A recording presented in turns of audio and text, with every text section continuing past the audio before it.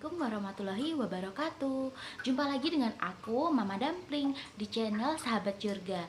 Nah, terima kasih teman-teman yang sudah bersedia mengeklik videoku. Nah, pada kesempatan kali ini aku mau menyampaikan cerita lagi dari makhluk gaib yang ada di sekitarku, seperti yang sudah tertera di judul. Nah, pada kali ini aku mau bercerita tentang seseorang atau makhluk yang mengikuti anakku. Nah, cerita ini berawal dari tahun 2021 silam ya, teman-teman. Nah, pada waktu 2021 silam itu aku mengalami hamil.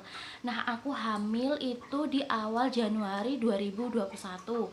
Nah, aku baru ketahuan hamil ternyata di bulan Februari karena memang aku nggak merasakan gejala apapun.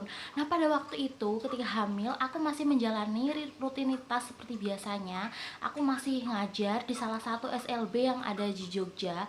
Nah, saat mengajar itulah aku akhirnya menemui dan mengalami pengalaman-pengalaman supranatural yang aneh ketika hamil untuk yang pertama kalinya. Nah, pada waktu itu nih teman-teman, sahabat semua, pada waktu itu aku sedang hamil 3 bulan ya, 3 bulan. Usia kandunganku 3 bulan dan aku masih aktif untuk mengajar di SLB tersebut. Nah, pada saat itu aku yang biasanya diantarkan oleh suamiku, aku memutuskan untuk berangkat seorang diri ke SLB itu pukul 6 pagi. Nah, biasanya aku itu berangkat jam 7 atau setengah 7, tapi pada kali ini aku harus berangkat pagi karena aku mendapatkan jadwal piket pagi. Dan setelah aku berangkat jam 6 tadi ya sahabat semua, akhirnya aku menjumpai sesuatu di jalan. Aku melihat sekelebatan orang yang nyebrang di jalan, padahal sebenarnya itu nggak ada apa-apa. Sontak saja aku kaget gitu kan mengalami hal tersebut karena posisi aku sedang hamil, ditambah dengan postur tubuhku yang kurang enak karena baru pertama kalinya aku mengalami kehamilan ya teman-teman, sehingga membuat tubuhku tuh rasanya kurang enak gitu ya. Nah, selanjutnya setelah perjalanan itu terjadi, aku masih terngiang-ngiang nih teman-teman, masih berpikir bahwasanya apa nih yang lewat di depanku tadi yang akhirnya membuatku tuh kacau gitu sepanjang perjalanan, dan bahkan sampai udah di sekolah pun aku masih mengalami kacau. Nah, akhirnya aku memutuskan untuk pergi ke musola di sekolahku. Nah, ketika itu karena posisi masih pasca pandemi ya teman-teman, jadi masih belum dinyatakan bebas dari pandemi. Nah, akhirnya sekolahku ini sekolahnya online, tapi kita tetap ada jadwal guru untuk berangkatan piket pagi. Jadi dikhawatirkan ada orang tua siswa yang datang kemudian bertanya tentang tugas dan lain sebagainya. Nah, pada saat aku di musola teman-teman, aku akhirnya memutuskan untuk merenung, untuk apa ya teman-teman, melihat di dalam diriku gitu. Sebenarnya tadi apa nih yang aku lihat? Apa ya hanya halusinasi atau seperti apa? Nah, jadi teman-teman, singkat cerita nih ya teman-teman, aku flashback ke belakang dulu. Nah, pada waktu itu aku juga sempat mengalami gejala yang sama. Aku seperti melihat seseorang di dalam penglihatanku gitu. Nah, akhirnya sampai aku berobat ke dokter jiwa teman-teman, karena aku takut nanti ternyata aku mengalami gangguan halusinasi. Ternyata di katakan oleh dokter bahwasanya aku baik-baik saja dan aku normal saja, dan mungkin memang benar, memang aku memiliki penglihatan yang beda dari orang lainnya gitu teman-teman ya sahabat semua. Jadi membuat aku tuh bisa melihat yang tidak nampak gitulah ya, kurang lebihnya kayak gitu, mungkin bisa dibilang seperti indigo. Nah, aku sempat berpikir teman-teman semua, sahabat semua, aku takut kehamilanku ini berbahaya, dibahayakan, karena emang aku sering berpikir yang bukan-bukan gitu ya teman-teman. Aku berpikir bahwasanya nanti bakal diganggu kayak gitu si janin dalam perutku ini. Nah, akhirnya ketika aku selesai di musola nih, aku kembalilah ke kelas gitu kan, kembali ke kelas. Aku bekerja seperti biasanya dan aku akhirnya memutuskan untuk pulang dari sekolah itu sekitar jam 12 siang.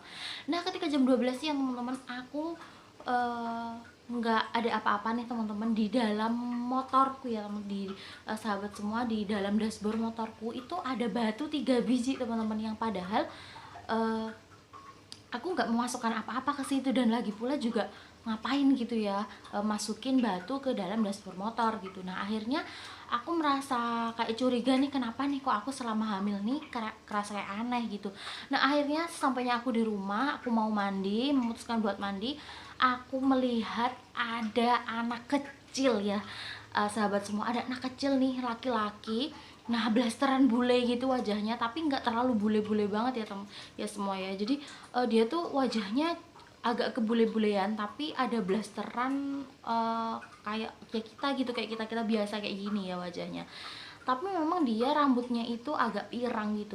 Nah, dia ngikutin aku, ternyata sahabat semua, dia ngikutin aku dari aku awal masuk pintu sampai akhirnya aku memutuskan buat mandi.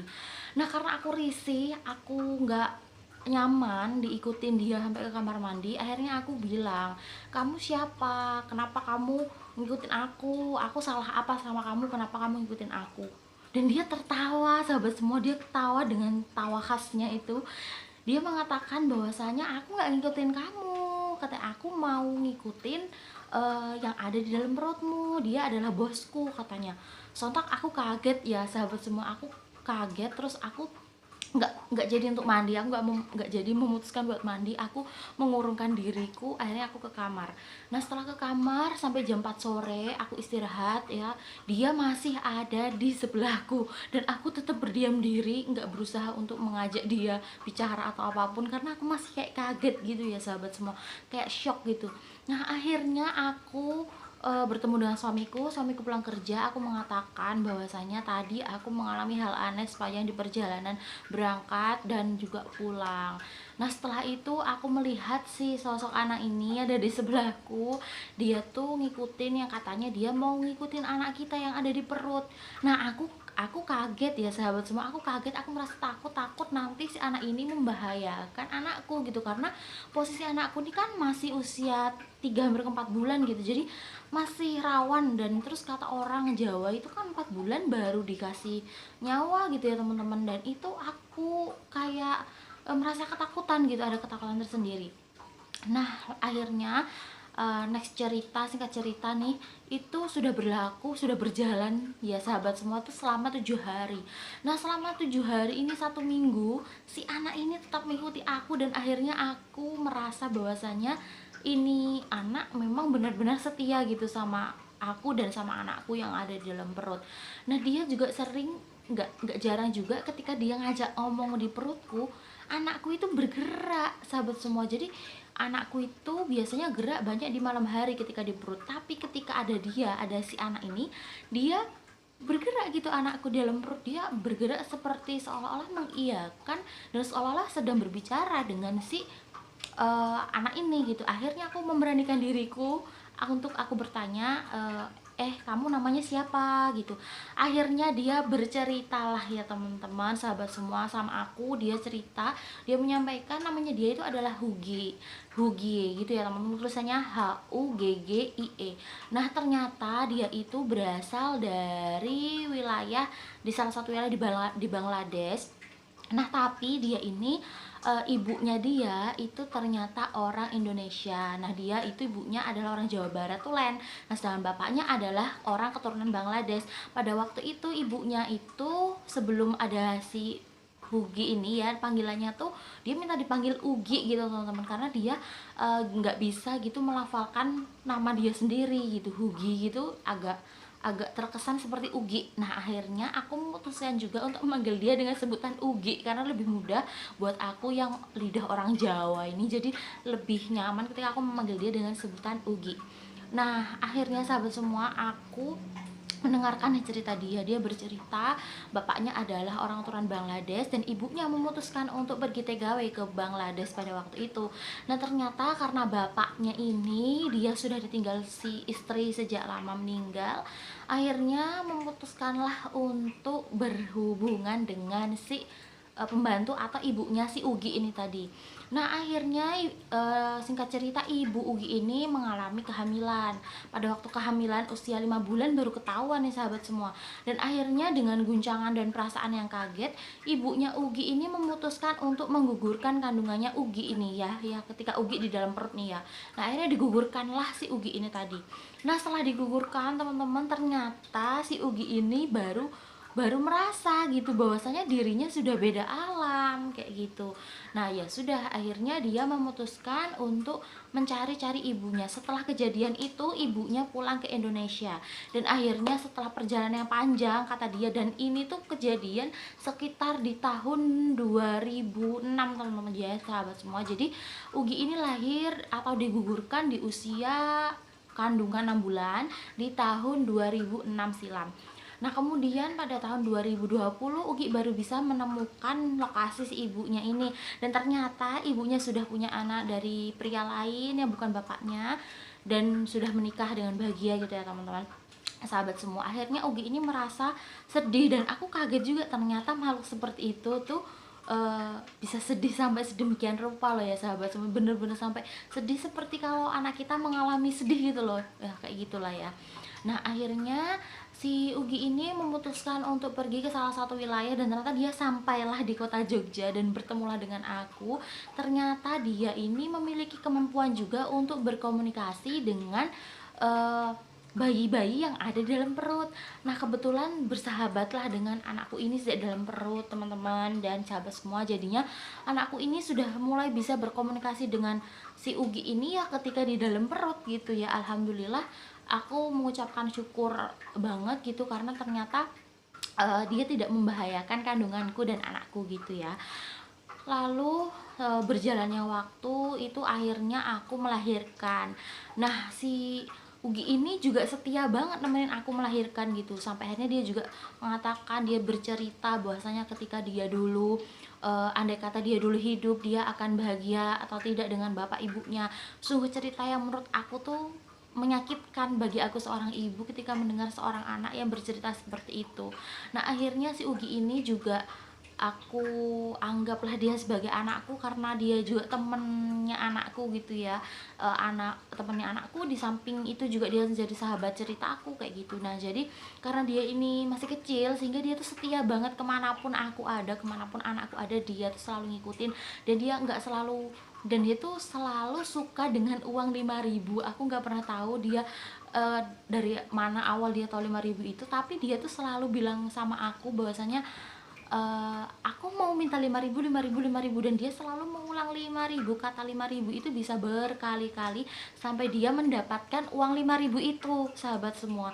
Jadi dia itu nggak mau kalau dikasih lebih dari 5.000, dan nggak mau juga dikasih kurang dari 5.000. Jadi dia hanya mau dikasih 5.000 aja, 5.000 perak yang lembaran gitu, 5.000. Atau dia lebih suka juga dibeliin jajan yang 5.000, nggak boleh lebih dan nggak boleh kurang. Kembali lagi, lucunya itu dia memang suka minta kayak gitu juga teman-teman gitu sahabat semua, ke aku dan kadang ke anakku juga. Jadi kadang anakku tuh ketika udah masuk fase berbicara, dia bilang 5.000, 5.000 kayak gitu, sama seperti yang si Ugi ini ucapkan gitu. Nah terus teman-teman, pada waktu itu ketika aku melahirkan nih, itu kan aku mengalami preeklamsi berat, sehingga aku harus menetap di rumah sakit selama 7 hari. Nah selama 7 hari ini kemudian ditambah lagi setelah melahirkan anakku juga harus 7 hari di rumah sakit, sehingga total keseluruhan anakku di rumah sakit ini selisih 3 hari teman-teman sama aku. Jadi dia 3 hari itu aku udah boleh pulang, si bayiku belum boleh pulang 3 harinya. Nah si Ugi ini adalah penjaga setia anakku ketika dia di rumah sakit. Dia nggak ikut pulang bareng aku, tapi dia ke rumah sakit jagain anakku.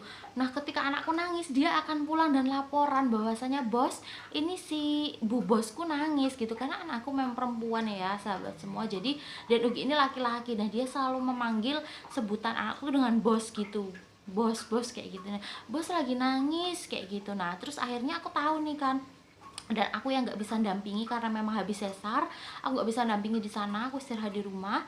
Aku telepon nih sama salah satu perawat di sana, anakku lagi nangis, iya.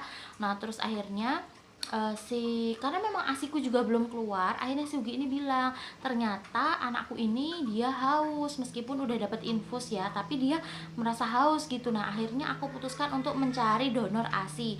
Nah ketika akhirnya di hari kedua aku mendapatkan donor ASI dari salah satu orang temanku, Nah, akhirnya Ugi ini juga yang bercerita bahwasanya anakku nggak suka dengan ASI tersebut karena ternyata ASInya itu terlalu agak amis gitu teman-teman. Aku juga tahu kan, aku belum pernah merasakan, jadinya aku nggak tahu. Dan ternyata anakku bener aja memang nggak doyan, katanya si perawat ini ketika dikasih cuma apa ya, dikeluarin lagi gitu dari mulut kayak gitu.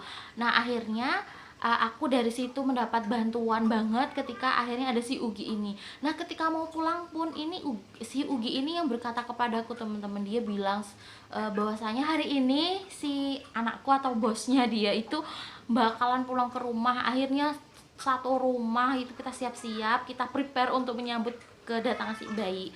Nah, alhamdulillah sampai sekarang anakku udah usia 2 tahun, sahabat semua, dan masih tetap setia berteman dengan si Ugi ini. Dia lucu banget. Jadi aku itu menemukan dia ya teman-teman di jalanan gitu kan ya, dengan kondisi yang kasihan gitu. Dia kan habis di melihat kesaksian orang tuanya, ternyata orang tua udah bahagia, dia kasihan gitu pokoknya kondisinya ya. Nah, akhirnya aku menemukan dia, aku memutuskan untuk ya mengizinkan dia untuk mengikuti kehidupanku dan kehidupan keluargaku. Nah, alhamdulillah, meskipun dengan awalnya aku sempat menolak, sempat merasa takut, sempat merasa khawatir, ternyata nggak semengerikan itu kok si Ugi ini ya teman-teman, pengikut ini. Jadi pesan dari aku nih teman-teman, sahabat semua, sahabat surga semuanya, pesan dari aku, pesan moral dari aku nih, kita jangan memandang sebelah mata siapapun itu, baik makhluk goib yang kelihatannya jahat atau misalnya orang yang kelihatannya jahat tuh jangan kita pandang sebelah mata. Bisa jadi malah mereka tuh adalah orang yang paling setia dengan kita. Nah, mungkin teman-teman, sahabat semua, cukup sekian curhatan goib dari aku di part ini, di season ini. Terima kasih untuk kalian sudah setia di channel aku. Semoga rezekinya berlimpah. Dan sekian dari aku. Assalamualaikum warahmatullahi wabarakatuh.